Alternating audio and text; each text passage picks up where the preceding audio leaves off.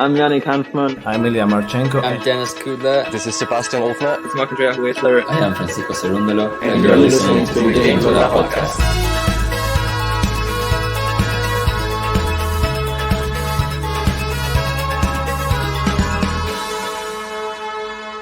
Hopefully you enjoy it. Hey, welcome back, tennis fans. Haven't seen you guys in quite some time, and what better time to bring you a podcast than a semi-final in Beijing, where we've got some of the best players on tour. Let's be fair. We've got Zverev, Medvedev, Alcaraz, and Sinner. It doesn't get much better than that, does it, JG? No, that's right. And like you say, it's been a while. The start of this event, I did do a draw preview. I don't think you was part of it. So it's like a mini draw preview. I didn't go round by round, but I don't feel like it needed it. And maybe I was right a week ago today when I did that video, because pretty much every result has gone the way you'd expect it to have gone. We've seen Sinner with illnesses, facing adversity coming through. We've seen Alcaraz beating everyone. We've seen Medvedev have a bit of a wobble towards the end of sets, but still come through. And Zverev continuing his fine form. So that is the semi-finalists. They're the ones you thought on paper were going to get there. I said we could have seen a wobble from Medvedev. We kind of have, but he's come through. I fancy Zverev to maybe beat Medvedev, but we'll get onto that in more detail in this video. And then I've said before, Alcaraz, I believe now will get world number one. I think he, regardless of the fact that he's never played in these tournaments before, of course, there's a few of the younger players who haven't played here. I just feel he's that good and so consistent. He's hardly lost a game all season. What makes me think he's going to start losing now? I mean, he looks amazing. Yeah. Let's be honest, he looks incredible on the court, and there's no sign of it ever letting up. That's the one thing that I've noticed this week, him playing in Beijing. I thought maybe his body may start giving up a little bit, like it does at the back end of the year, like it did last year. Hasn't been the case. He just looks like an absolute destroyer on the tennis court right now. And the way he took out Musetti the other day, I mean, remember when they were both coming through and we were like, oh, God, I wonder who's going to be the one who just really, it's leaps and bounds now. Absolutely destroyed Musetti. It was not even close. Casper Ruud, the same. And Medvedev, I know that you say a little blip, but the little blip was against somebody who's having a bit of a resurgence at the moment, Ugo Humbert, who knocked out Andrei Rublev as well. That's got to be noted.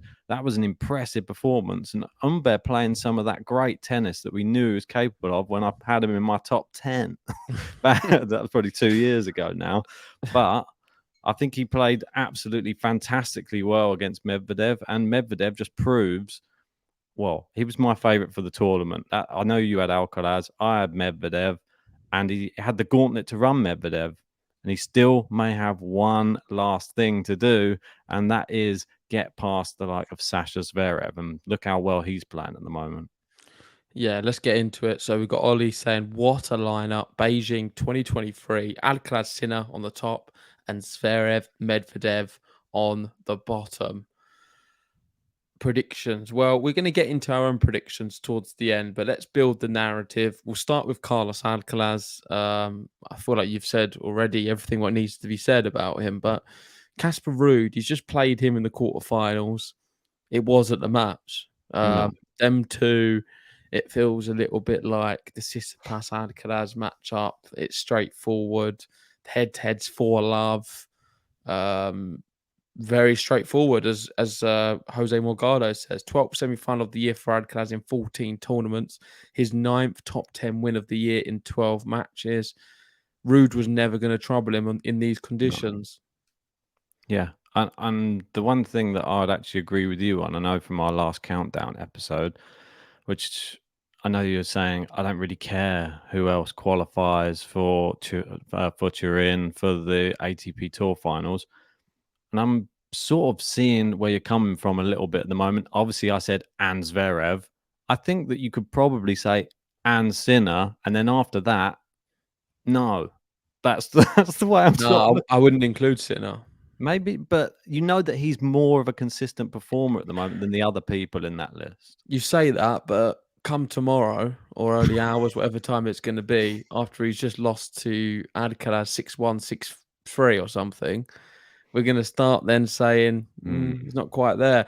And I'm not meaning that in a disrespectful way to Jannik Sinner, because I think he's awesome. He is a really good player and he's one for the future. And I'd like to see him win some Grand Slams, and he's certainly capable of it. But I just find at the moment in his current stage, there's always something going on with him. He's either got something wrong injury-wise, he's either got a bit of a cold or a fever, Well, funny you should say that. fatigued, stomach issues. Look, here we go. What a fighter, despite a strong cold and stomach issues. It's just, I'm going to leave it there, actually. I'm not going to read them. It's always that, I feel, with Jannik Sinner. Am I being harsh? Let me know in the comment section. I think he's really, really a good player. And he's now the top four's one win away. Is he going to be able to get that win? Probably not. Is he going to push Alcaraz close? He's got the ability to. He's already shown to go toe and toe with Alcaraz. And we've seen some of the best tennis we've ever seen watching them two play in a Grand Slam. Yeah, I mean, I'd say we get a fantastic semi-final, but with Jannik Sinner towards the back end of an event, I'm not keen on it at all. I don't know. Well, I'd disagree a little bit there with you, just because I think they're 3-3 in the corner. They're 3-3 in the head-to-head, and in best of 3 matches, I think Jannik Sinner's pretty good. I mean, he won their last one. What was that, semi-final in Miami? Lost the one before that. That was the semi-final in Indian Wells, and then the one before that was the big 5-setter. So they're pretty toe and toe, these two players.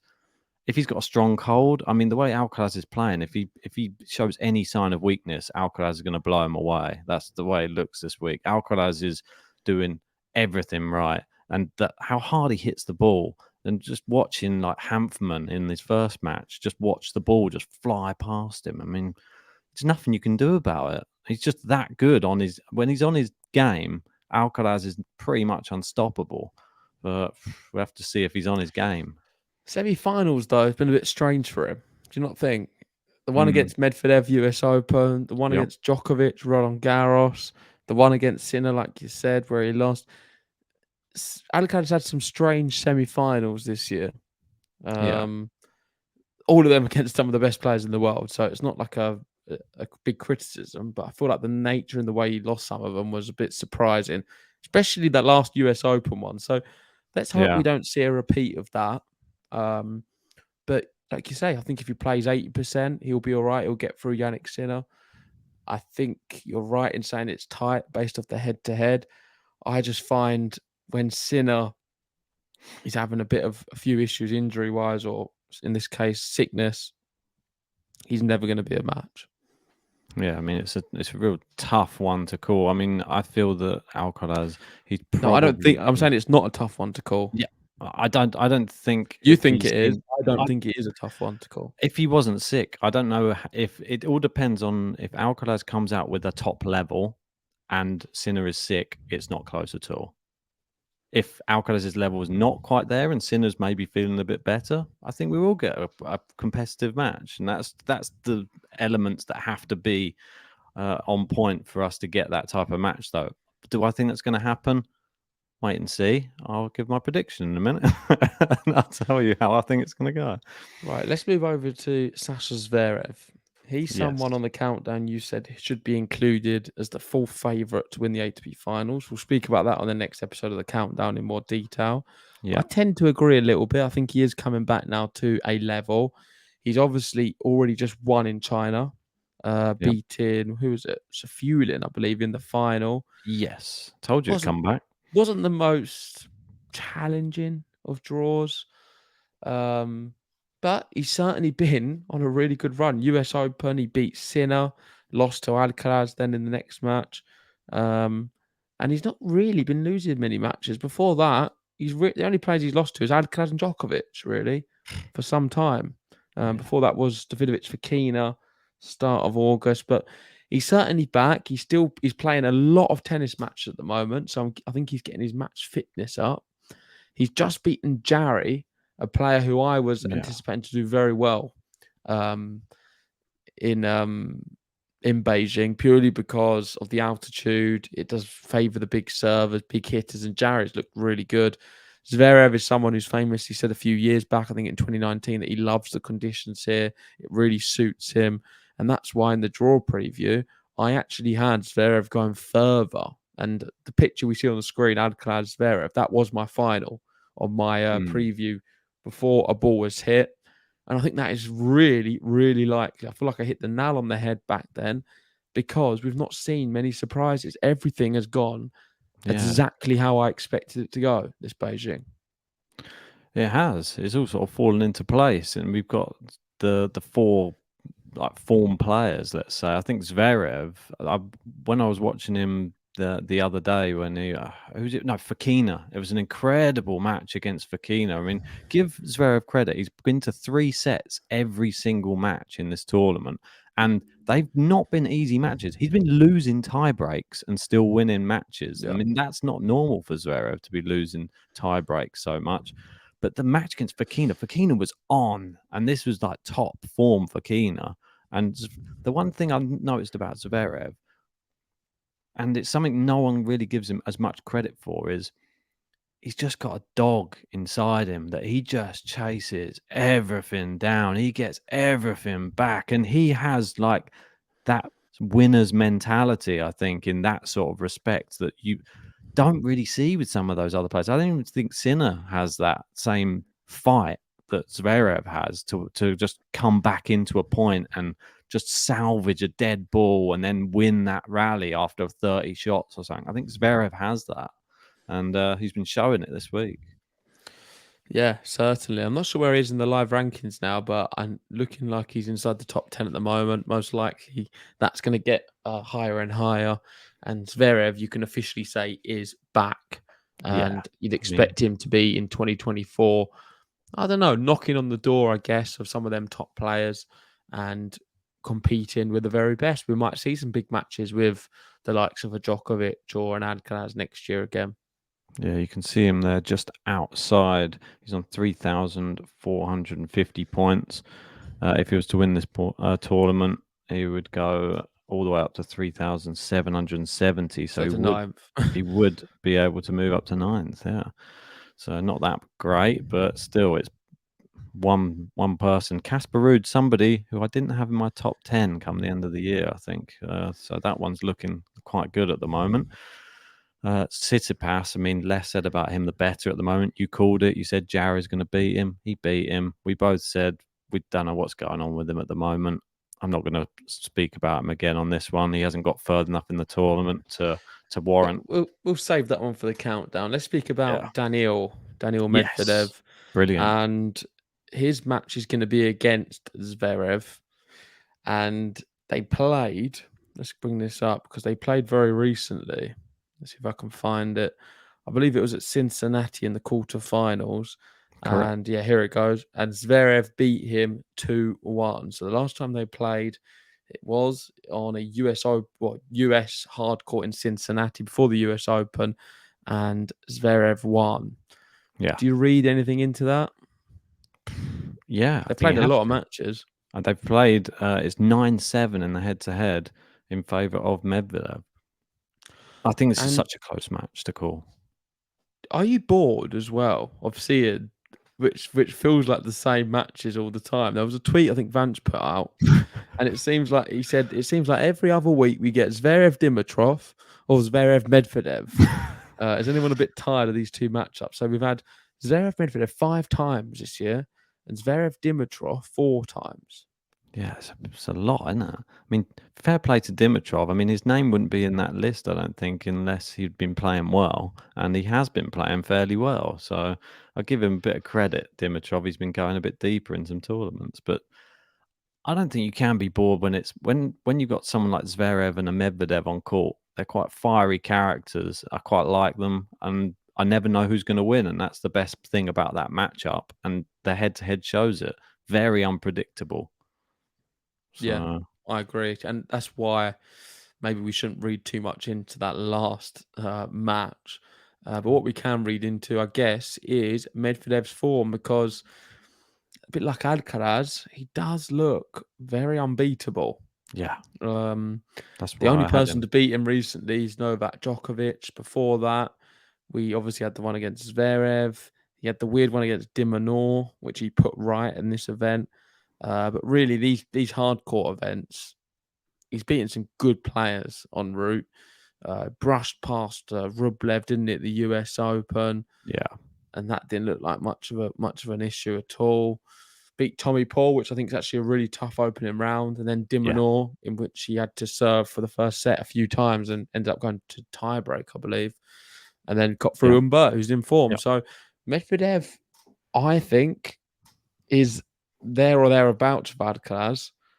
And considering he's just beaten him at the US Open, I'm very fascinated to see that matchup if we are to get it in the final. Yeah. Reason being, I've always been saying that Medvedev can't handle Alcaraz and won't beat him, but he's proved us wrong at the US Open. Is that a one-off, or is that now him working him out a little bit? I want to see the Well, matchup if we were to get it in the final. I'm just not sure if we will, because, like I said at the beginning, I reckon Alcaraz Zverev. well, isn't it funny how tennis works out? And when you look at this draw as well for Medvedev, if you'd said to me maybe a year ago, Tommy Paul, Alex de Minaur, and Ugo Humbert, I would have gone like, God, he's had an easy run through there. But the way that all of those players, Tommy Paul's in incredible form right now, and he just destroyed him 6-2, 6-1. Alex de Minaur, this was actually the Alex de Minaur. He was playing fantastic, like you said. Medvedev was unable to serve out for the set they ended up going tiebreak in that first set. Twice he tried to serve it out, I think. It was incredible. Dimonor was playing fantastic Yeah. stuff. Still didn't win a set. And this Humbert, don't know what happened to him. He's just hitting winners all over the place against Rublev, and obviously emulated that again in the second set against Medvedev. I think Medvedev in that US Open, he was the scary Medvedev, and that's what makes Djokovic's win even more crazy. It was that Yeah, it was good. good. It It was was. that good, Medvedev. I don't know who else can beat him. The way he handled Alcaraz, maybe he'll be able to do it again, but this is not 5 sets. This is 3 sets. He might not need it the way he played against Alcaraz last time. So I really am looking forward to it. The last person on the list is Jannik Sinner. We have touched on him a little bit, but I'll let you have your say. Obviously, he's turned a corner this year. Yeah. I would say mentally he's become a little bit stronger and more resilient in big moments. I think technically he's only got better. I'm just worried about these non-stop illnesses, sicknesses, and injuries, and I feel with that hanging over him, it's back to the physical side for me, not the mental now. Like his mental's come on a little bit, and he's looking like a player who can beat these top players. Mm. Physically, I don't know if it's still the case, and you can maybe say he's a bit unfortunate, maybe that part of it, but I don't know. Going into this one, just not giving him much hope against Alcaraz. Just feel like it's a broken record, isn't it, with Jannik Sinner? And we have this 2 years ago, and I still feel that we've not got over the fact that he's still getting sick, or he's still having these like body issues, really, that he's unable to overcome. Is this going to be the moment where he overcomes it? Bear in mind, he's not well at the moment. He's winning tennis matches still. If he can beat Alcaraz with a cold or with an illness, then that would be a big mental jump for him. I feel like I have him in a category of like a Coco Gauff. If he manages to get a slam, I think it will do him wonders for the rest of his career. But until he gets it, I worry for him because I feel that he's in his own head all the time. Does he need somebody else in the box? Maybe just to give him a little bit of I don't know, like mental strength in like times on court, because sometimes he looks a little bit lost out there and he doesn't know where to turn to, and he's used plan A and plan B, and there doesn't ever seem to be a plan C for Jannik Sinner. Well, the Carotas, they're probably plan C. Looks to them in the crowd. Maybe. I've actually got a really good image. I did send it to you. I don't know if you've got it up. Let me have a look. And it's from Relevant Tennis, and there's an image of the fox and El yeah. Toro, Carlos Alcaraz. So that's the cool graphic. Looking at that image, you'd fancy El Toro to beat the fox. Yeah. It looks a little bit more fierce and bigger. It's just a bit. But a fox can be quite slow. Well, if that's all he's got to go off, just being a bit sly. Well, I'm clutching here, Ben. Looking at that image, I wouldn't give the fox much chance. I mean, if that's Alcaraz, what's Rafa look like? That's what I want to know. That's Djokovic. He's the son. Maybe. God, I mean, it's a good image, though. I like it. Look at that.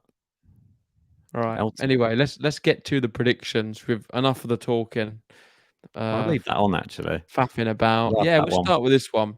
So this is the first one. So Jannik Sinner on the left, on the right, Carlos Alcaraz. You say the head-to-heads, neck and neck. Yeah. We've seen some fantastic matches between the two of them. Which way do you see this one going? After saying all that I said, I see this one being... Well, number one on the line as well. With Alcaraz, he needs to pick up points. Yeah, I mean, he looks unstoppable this week. I don't think Sinner's going to be able to stop him. I don't even think it's going to go 3 sets. I think it's going to be a break a set, and it's going to be 6-3, 6-4. Ooh. Yeah, I think something pretty similar. I'm also going to be going for the straight sets, Alcaraz victory. And I think the second set could be rather one side. I think we could see a 7-5, 6-2, or a 6-1. Oof. Wow. There we go. That's my prediction. Let me know in the comment section what you guys think. Am I being harsh? Is Sinner going to surprise us? Only time will tell. Let's wait and see for that. In the meantime, let's get to these two. Zverev versus Medvedev. This one is tough to predict. And I'll let you go first again because I'm not sure what way I'm going to go. Yeah, I mean, like you said, you went through the fact that they're both in amazing form and both 6'6", both have massive serves. The only thing which tilts it slightly for me would just be, I don't know, there's just something about Daniil Medvedev at the moment. I feel that he's back. It's the real Daniil that we've been waiting for all this time. And I just don't know if Zverev has the mental edge to be able to edge him out of every 40-shot rally that they go into. So I'm going to be going for Medvedev, but I still think it will be 3 sets. And I think we'll have 2 tie breaks. And I think the final set will be a 6-3 Medvedev. So not tie break then? No, 2 tie breaks, first 2. Okay. I think it's also going to go 3 sets. Beginning of the tournament, I thought Zverev will make the final. I feel like I might change my mind and actually agree with you. Stick your gun. No, I'm not going to stick with my guns. Sticking your gun. No, I'm not. I feel like I'm going to change my mind. Ooh. Pre-tournament, I said Zverev, Alcaraz. I think now Medvedev's going to beat him. And the logic behind it is I just have a feeling. That's it. It must be the same feeling I'm getting as well. The feeling, I feel like he's a bit unstoppable at the moment. And you know, when we did the countdown, and then I said, well, if Medvedev wins all of these tournaments, you're like, he's not going to win 3 tournaments in a row. I was like, I just think it's going to make it more interesting as well, having them both in the final, because we get to see the US Open repeat. And they're both gaining points on. It makes it both possible for them to then become world number 1. That stays alive. There's a lot more narratives, I feel, with them both in the final. And I just think it's going to happen just to make the remainder of the year a little bit more interesting. Yeah, no Djokovic. Second best, isn't it? Medvedev, Alcaraz. Not yet. I think Paris will be spectacular because, of course, that is the return of Novak Djokovic. And he's favourite. Definitely. The way he's been playing this year, it's hard to ever rule him out. But there we go. That is our Beijing semi-final roundup. We will be bringing you a draw preview tomorrow for Shanghai. And that one is it pretty stacked? I feel like there's a lot of big players in. Everybody, yeah. Like, how big's the draw? It's a big draw. Masters, yeah. I mean, it's like as many as you can. Yeah, I mean, it's a big one. Big shout out, actually, as well.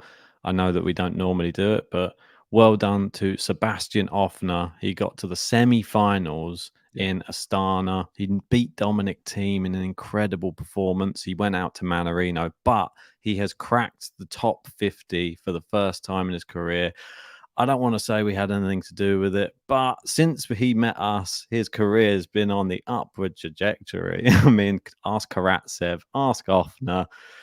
They seem to be doing pretty well since speaking to GTL, don't they, JG? Yeah, and Peter Torebko. But no, You'll be Jannik tired Hampman. after. Yannick Hampman's doing very well too. True. But yeah, let's wrap it up there. Thank you everyone for watching. If you haven't already, hit the like button, subscribe if you're new, and let us know in the comment section who you have winning Beijing and what you make of the Shanghai draw. We've had a little look. We'll react later on tomorrow. But for now, good night, good morning. See you very soon. Do you know any phrases in Mandarin, Ben? No. Okay. Ciao. Ciao, ciao.